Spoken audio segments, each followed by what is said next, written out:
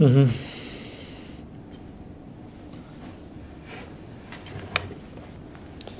Então seja bem-vindo, está no ar o Think Tank desta semana com Joaquim Aguiar e Jorge Marrão, semanalmente, como sempre, aqui no canal A Cor do Dinheiro. Esta semana, o que é que escolhemos para si? Naturalmente, a efeméride, provavelmente das mais importantes da democracia portuguesa, o 25 de novembro.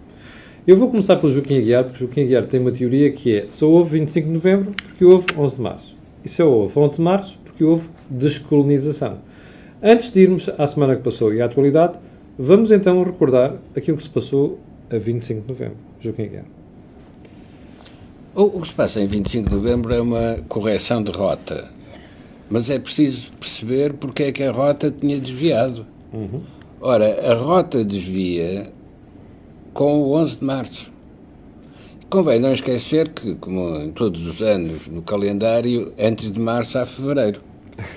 E em fevereiro de 75, dois acontecimentos relevantes surgiram. Primeiro, a aprovação em Assembleia do MFA do Plano Melantunes, que tinha tudo menos nacionalizações. Era um plano, um programa de desenvolvimento, mas nunca não tocava nas questões de propriedade do capital empresarial. E houve um outro acontecimento, este naturalmente menos conhecido, que é por proposta do General Costa Gomes, Presidente da República, mas também depois, por pedido de elementos do Conselho da Revolução, entre os quais Melantunes, está em preparação um documento que formalize o modo de funcionamento das Assembleias do MFA. Portanto, em fevereiro, a correção de rota é no sentido de aprofundar os objetivos do 25 de Abril, quer com a modernização económica, quer com a regulamentação do modo de funcionamento das Assembleias do MFA. Isto é fevereiro. Quando em 11 de março, quem sabe estas coisas, vê os aviões no ar e o movimento do 11 de março, Sim. Que começa com uma reação do general Spínola a umas notícias sobre o que iria ser a matança da Páscoa, obviamente uma operação de contra-informação, e termina com uma Assembleia do MFA em que se decidem as nacionalizações.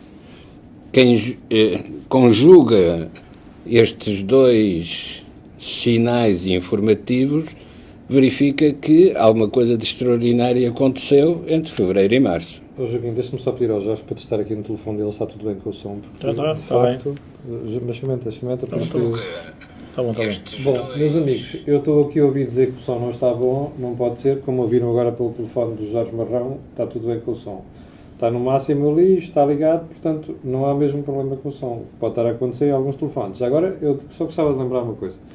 Há coisas esquisitas que estão a passar pelo Facebook que têm sobretudo a ver com o software. Eu garanto-vos uma coisa, neste momento não há problema nenhum de hardware. Se existir um problema de som, é mesmo problema de Facebook, porque, olha, estão a ver? Isto é, não há aqui um problema de som.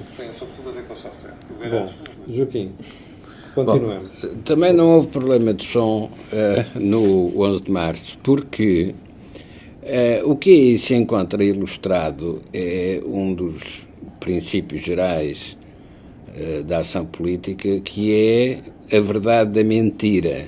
Ou seja, quando há um objetivo importante a atingir, pode ser necessário contar uma história paralela que esconda esse verdadeiro objetivo. Ora, o que é que se esconde por trás das nacionalizações? A possibilidade dos meios empresariais resistirem ao processo de descolonização e poderem financiar aqueles que se opõem à descolonização. E por isso era importante neutralizar essa possibilidade para que a descolonização pudesse continuar.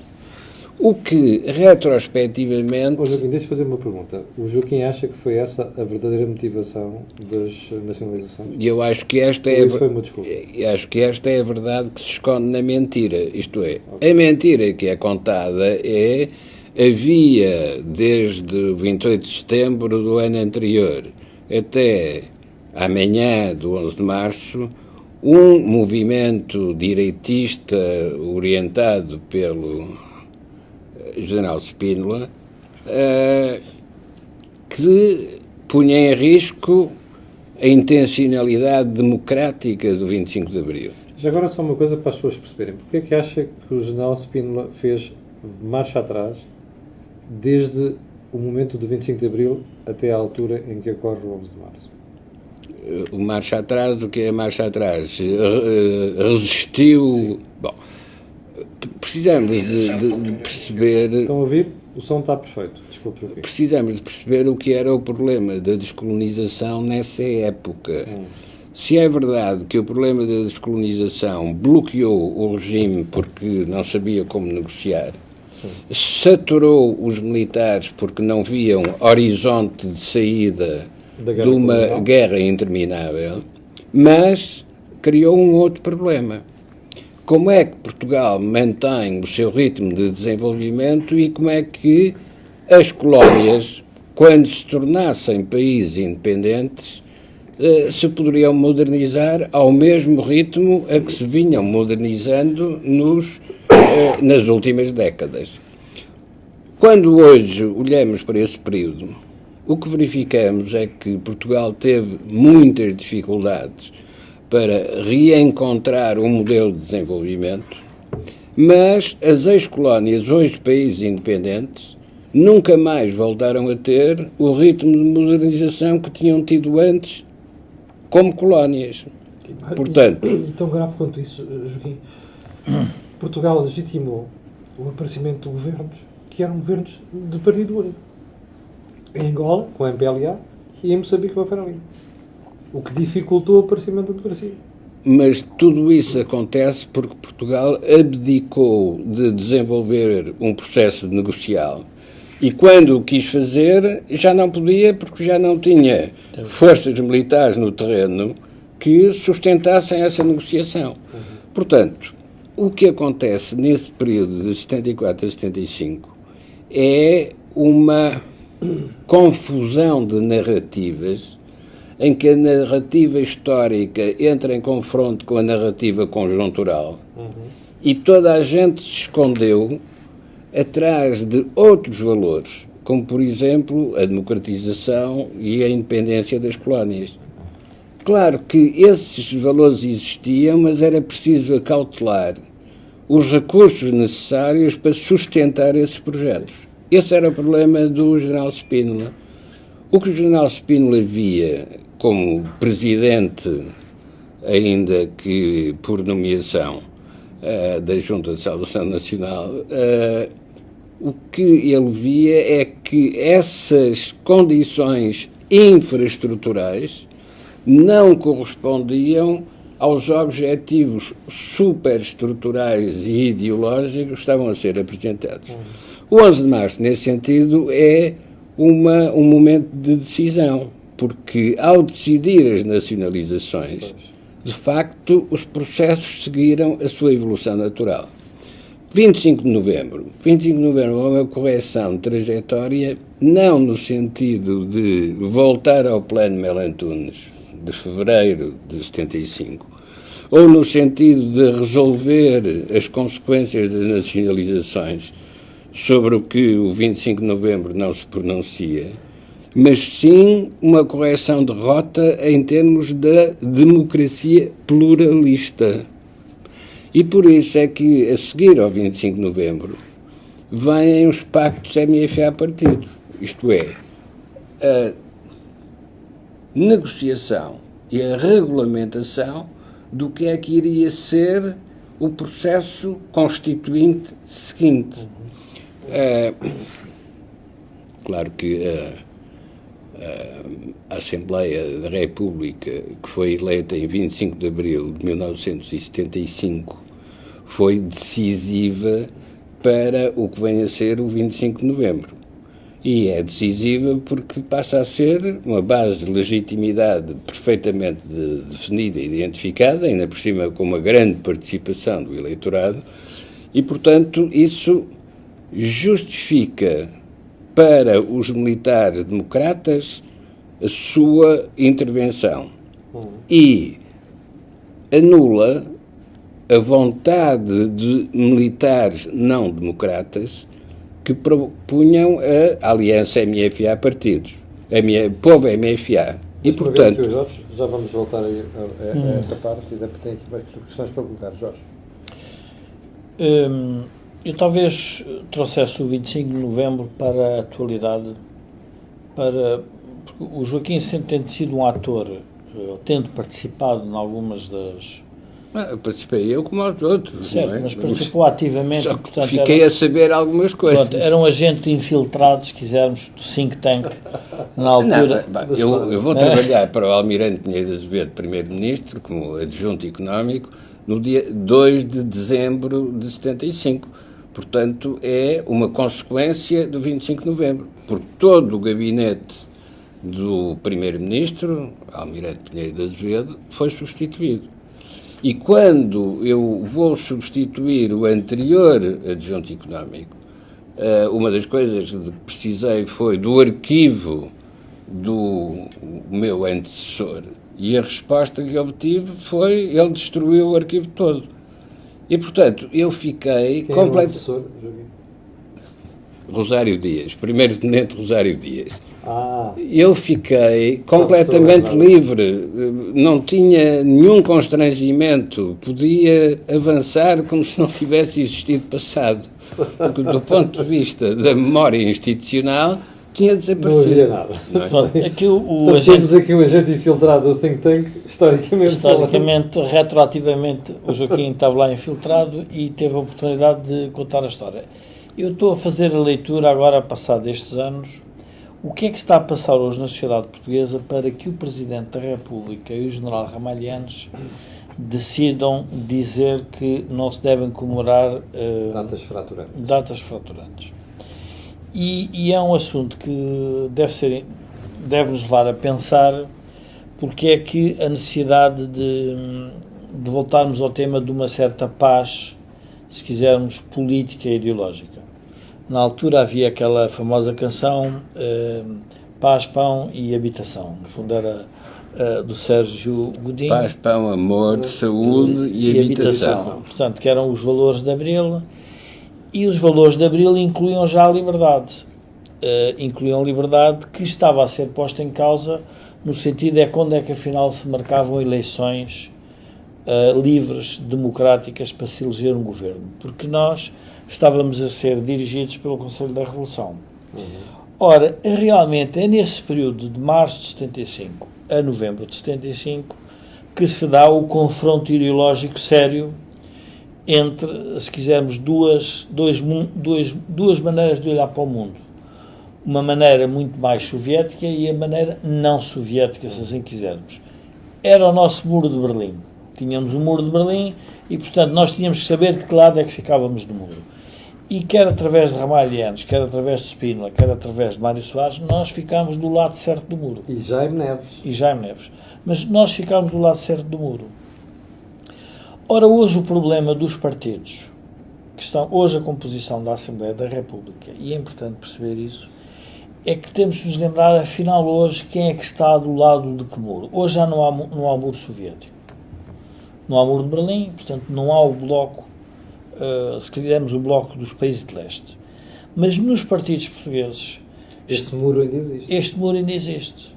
E, portanto, o Presidente da República percebe que se der muita força a este debate na sociedade portuguesa, vai fazer renascer uma discussão que parecia que ela própria... Jorge, uma pergunta para ti. Tu não achas que esse debate tem que renascer porque nós temos clarificado de que lado é que vamos ficar?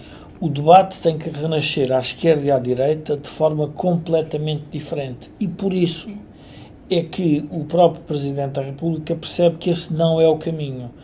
E, por outro lado, comparativamente à Espanha, nós, por exemplo, comparamos esta situação com o que se passou com a exumação do cadáver de Franco. O que está a querer fazer, primeiro temos que nos lembrar que com a chegada da Troika, quer queiramos, quer não, a esquerda fez um certo revisionismo histórico e a associação dos militares do 25 de Abril apareceu também como agente de oposição na altura a um governo que era um governo legítimo, democrático, e veio quase dizer que era necessária outra revolução. E só ela não foi feita porque o poder militar não estava para aí virado, como nós não tínhamos recursos, porque estávamos sob uma intervenção, para isso acontecer, nem a sociedade ainda estava nessa fase tão crispada. Porque a pergunta que nós temos que fazer é, afinal, quem é que crispou a sociedade?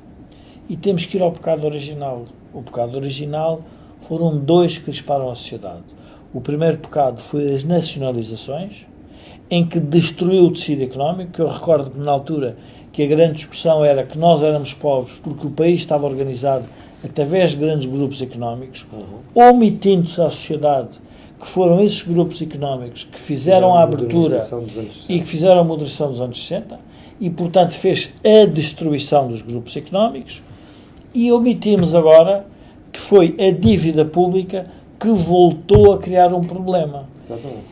E o que é que acontece? O que acontece é que a Constituição que nós hoje ainda temos é uma Constituição que é, diria, não é um mínimo denominador comum, não é isso, o termo não é o correto, mas é uma Constituição que não representa provavelmente o futuro de Portugal. Representa aquela época, e quando se começar a discutir outra vez a Constituição tem que se fazer renascer este debate ideológico. Onde é que eu quero chegar?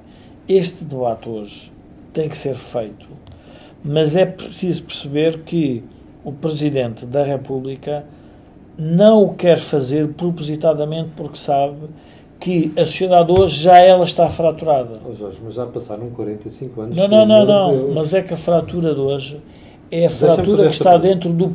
está dentro do partido de poder e do partido charneira do poder. Eu percebo, Jorge, mas repara uma coisa. Tu tens países ex-socialistas soviéticos, Lituânia, Letónia, Estónia, tens Eslováquia, República Checa, Polónia, já ultrapassaram isto. Já estão à nossa frente, já ultrapassaram este debate ideológico entre esquerda e direita, de tal forma que eles fizeram reformas, porque não têm este complexo dos malucos do comunismo que nós temos, não é?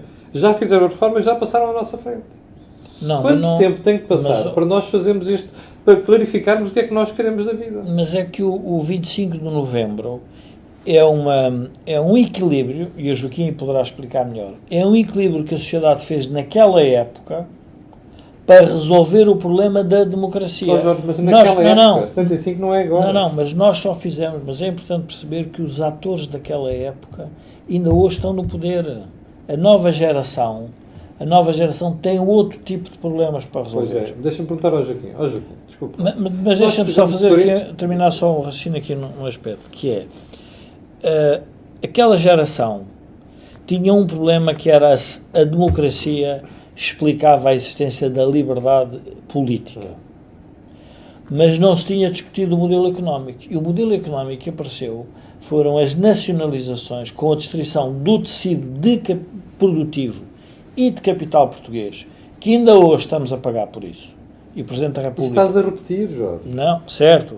Mas, olha a TAP, olha o CTT e olha a história dos transportes. Mas, Camilo, mas por isso é que o 25 de novembro, nós agora já não podemos fazer o 25 de novembro de 2019, mas o 25 de novembro de 2020 vai ter que aparecer. Onde é que eu quero chegar? Quero chegar é que nós vamos ter que fazer este debate que já foi feito da forma mais subtil. É o próprio Presidente que diz não é a altura de debater. É paradoxal. Porque se o Presidente agora põe achas na fogueira, então nós vamos ter que discutir o Orçamento de 2020 com base neste debate. E neste debate qual é o modelo social que nós queremos? Qual é o modelo económico? E só um outro aspecto que eu acho que pode ser interessante perceber. Nós só decidimos o modelo económico quando Mário Soares nos põe na Europa. Foi a maneira de O mesmo calar... Mário Soares, Jorge, que há 5 anos Mas, dizia cobras Camilo, e lagartos de Camilo, coisas que ele próprio fez em 83. Mas, Camilo, mas essa porque Mário Soares teve a filosofia do PS como partido de charneira. E, portanto, foi a forma que encontrou para levar o PS para o poder. Mas fez a reforma importante que foi dizer vamos para a Europa e resolveu o modelo económico. Hoje nós não temos essa discussão resolvida. Hoje nós temos um governo, como tivemos o governo anterior que passou toda a legislatura com ataques da comunicação social, com ataques dos sindicatos, Sim, com ataques das ditas forças da sociedade civil de esquerda, e agora temos um governo que não consegue coligar e que prefere estar a gerir os acontecimentos porque não tem este assunto resolvido. Pois não. E, portanto, esse vai ser o debate. Joaquim, esta pergunta, o Jorge diz, e eu acho que tem razão, que o assunto não está resolvido. Porquê é que nós continuamos a adiar um debate que é para resolver o que nós queremos da vida? Não é só o assunto que não está resolvido, porque o 25 de novembro não foi concebido para resolver a questão do modelo económico, mas sim para resolver a questão do modelo da democracia pluralista. É verdade, Joaquim, mas já passaram 45 anos. Calma, espera aí. E porquê? Porque é que eu insisto na democracia pluralista? Não se esqueçam da célebre declaração de Melantunes, quando veio à televisão, dizer que o Partido Comunista é necessário na democracia portuguesa.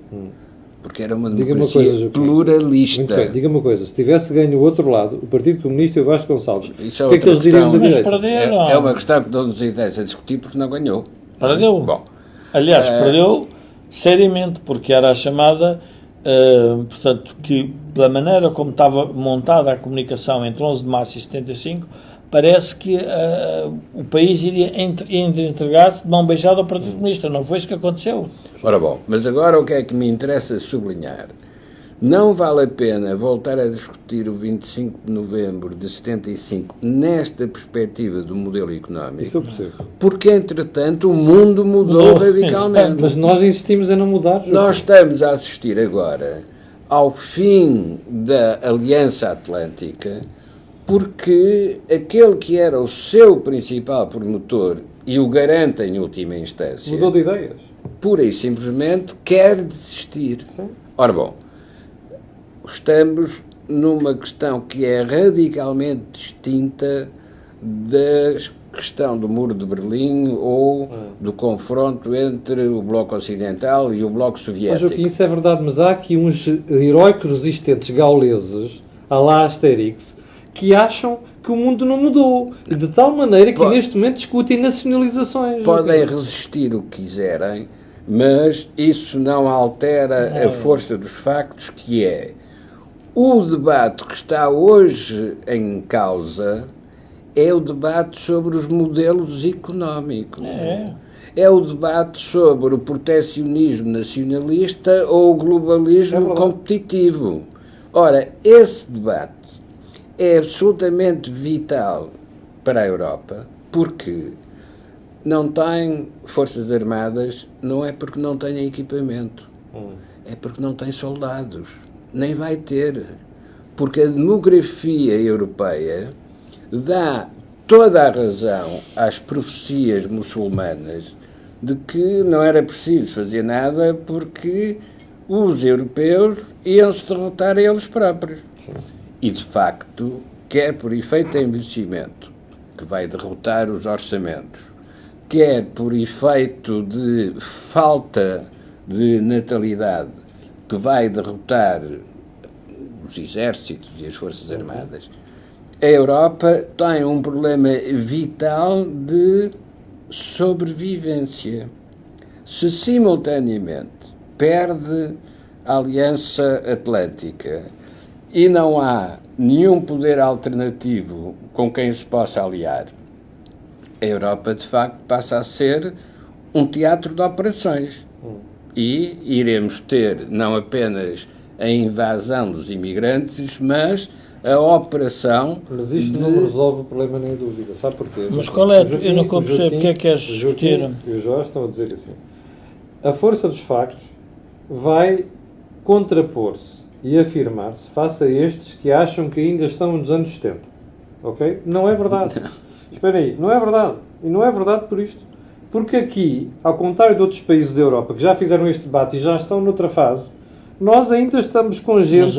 Espera aí, há 55,6% de partidos no Parlamento que acham que faz sentido nacionalizar CTT, os transportes metropolitanos, a TAP e sabe Deus que mais. Mas o Sr. Corbyn, mas Camilo, mas o Joaquim tem razão, diria, na totalidade. O Sr. Corbyn, em pleno Reino Unido, está a discutir... Vai levar uma sova. Não, mas, Camilo, mas este é o problema dos modelos económicos. É que a globalização está a obrigar a política a discutir de novo qual é a nova economia. E o que é que estão a aparecer? O Sr. Corbyn, que idade é que tem? Sem ofensa nenhuma para a idade, porque se calhar o Joaquim está perto da idade do Sr. Corbyn. O Sr. Corbyn ainda está a pensar numa época que já não existe. Anos 60. Pronto, mas é nesse sentido que eu queria dizer que não pode ser discutido assim. E nós no Parlamento temos exatamente os Corbyns que merecemos. Quando eu digo... Há uma diferença. Não, mas é que... É que aqui são maioritários e ali são minoritários. Não. Eu acho que é um tema que a mim mais me preocupa. Que são os 400 mil votos, 500 ou 400 mil votos do Bloco, que estão a impedir o Partido Socialista de fazer ele próprio uma regeneração ideológica.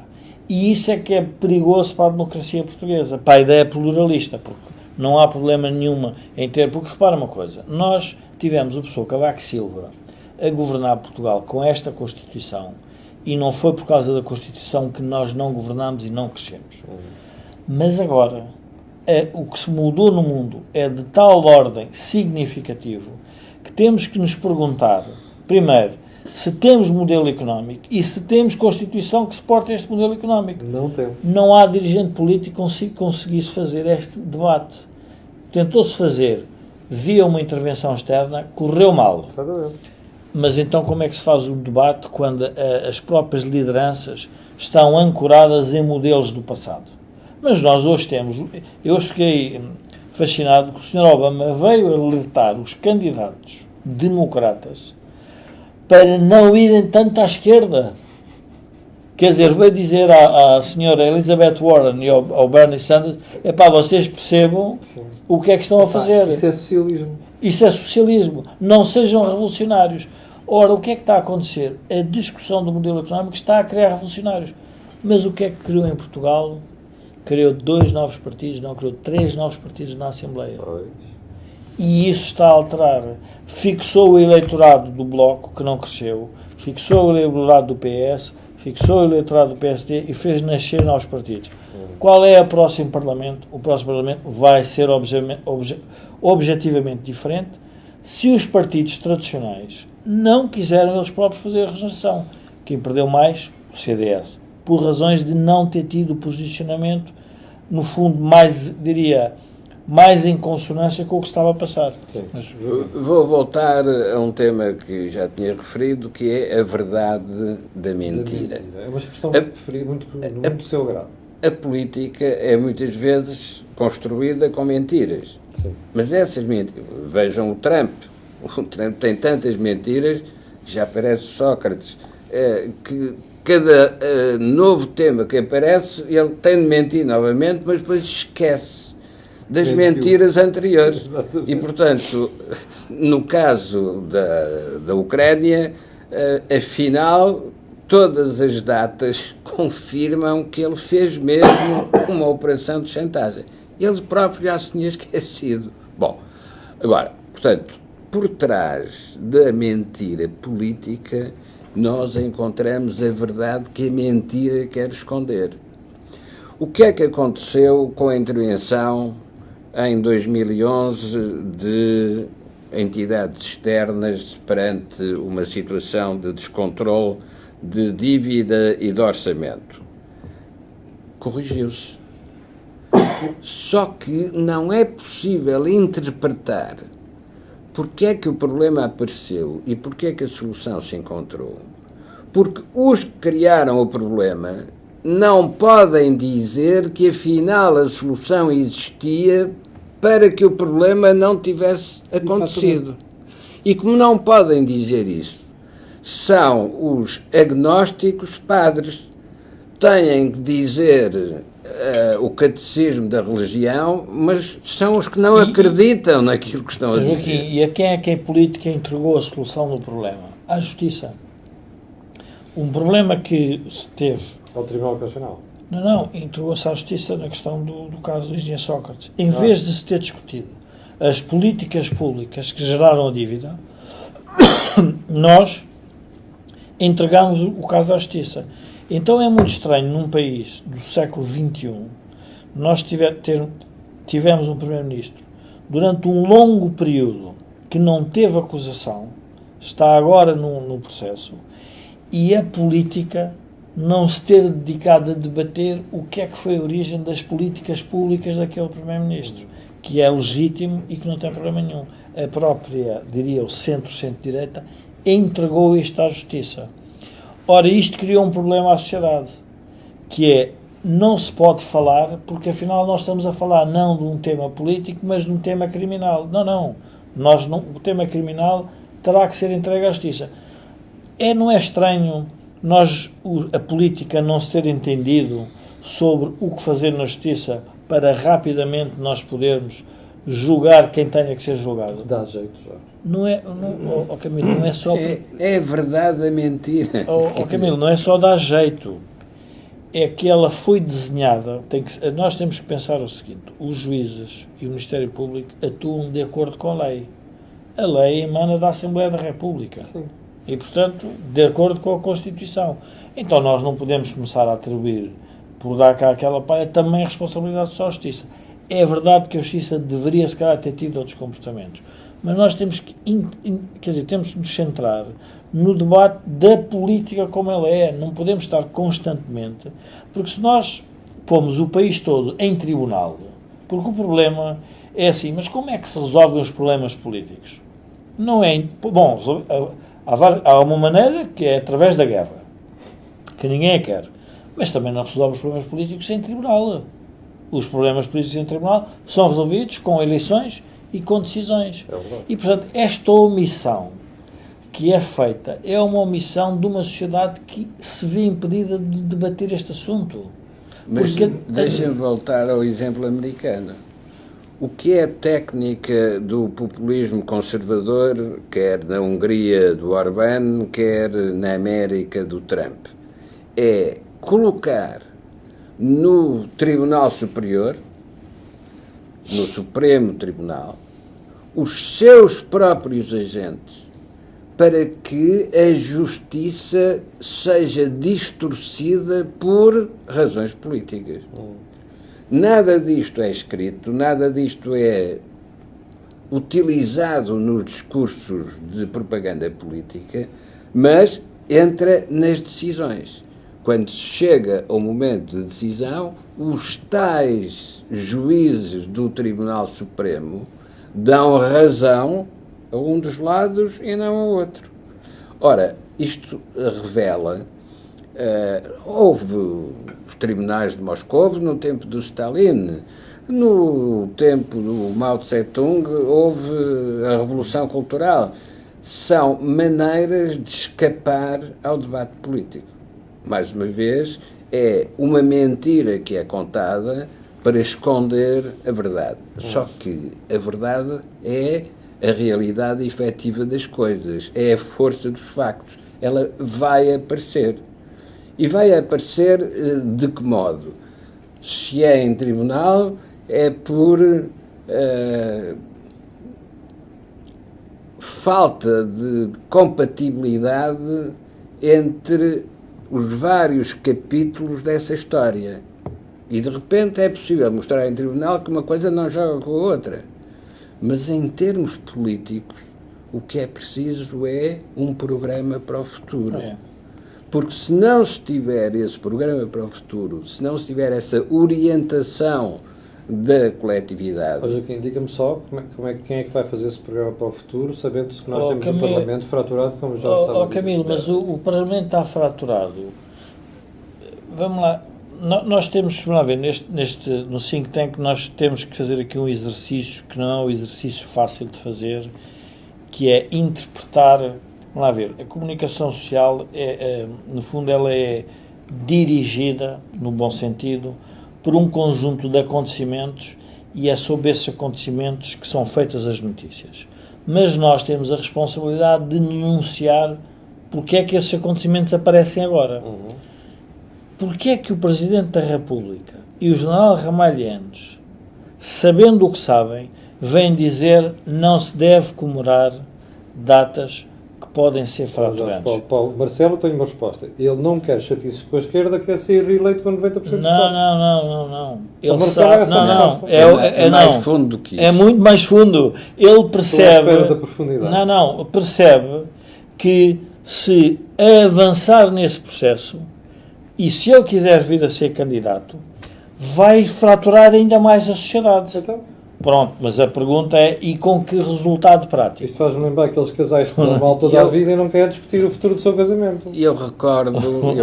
E o que é que dá no final? O divórcio. Claro, mas é melhor antecipar o divórcio, vai dar o divórcio mais tarde. Mas o problema é que nós temos que gerar um acordo para vivermos em comunidade. Porque se é para separar, Camilo, o assunto está resolvido. Eu recordo uma declaração recente do Hotel Saraiva de Carvalho, quando diz que hoje tem a convicção profunda que foi o Partido Comunista que mandou avançar os paraquedistas de tanques. Digamos, antecedeu o 25 de novembro. Ora bom, isto é particularmente interessante.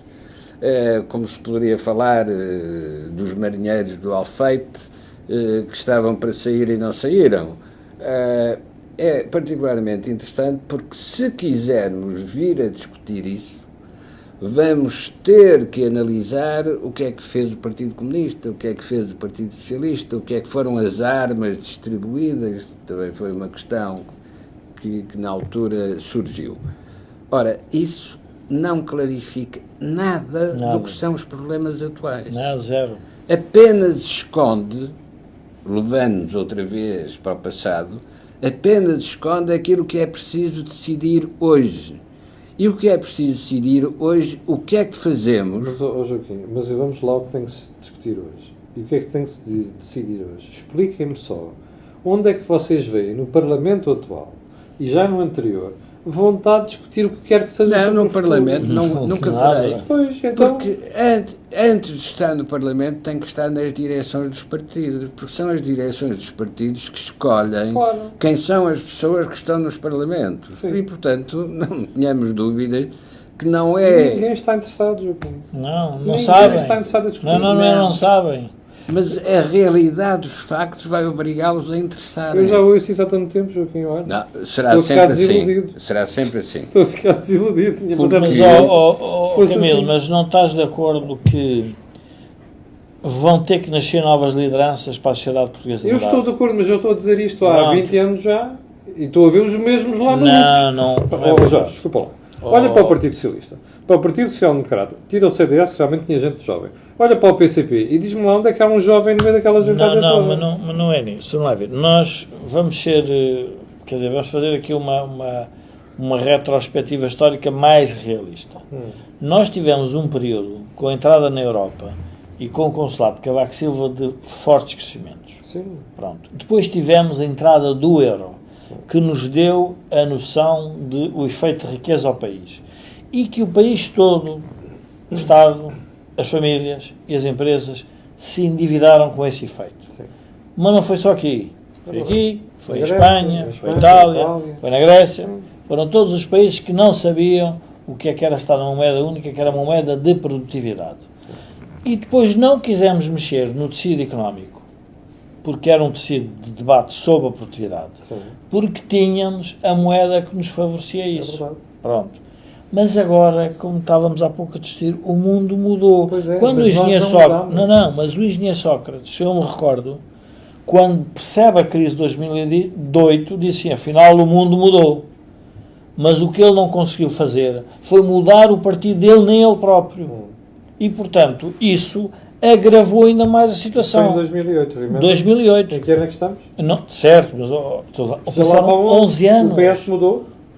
Não, o PS, PSD mudou? Não, o PS não mudou. O PS foi afastado do poder. Mas não mudou, estás a ver? Está bem, mas foi afastado do poder e depois voltou ao poder.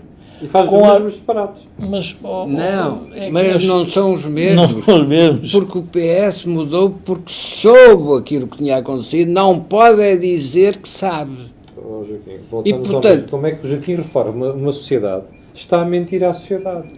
Por isso... Há uma esmagadora maioria de portugueses que não percebeu ainda o problema. Por isso... Os partidos... Pois, nós estamos a fazer esse papel. O problema é que os partidos têm que fazer esse papel. Por isso é que vão ser os factos que vão provocar a mudança. Quando se diz a crise do Serviço Nacional de Saúde, questão orçamental, não, é questão de dedicação dos médicos. Esquece-se uma coisa muito simples. A medicina é uma profissão liberal. É uma arte. Não são funcionários. Não há nenhuma maneira de tornar o médico um funcionário sujeito às regras de um burocrata. Porque para ele ser criativo, para ele poder resolver os problemas dos doentes... Tem toda a razão. E qual é a orientação do Governo? É exatamente oposta ao que o Joaquim está a dizer. É indiferente, porque vai ter que recuar nessa intenção, porque nunca obterá resultados. Os grandes resultados que se obtiveram na medicina portuguesa, desde o tempo do Albino Aroso e do Paulo Mendo,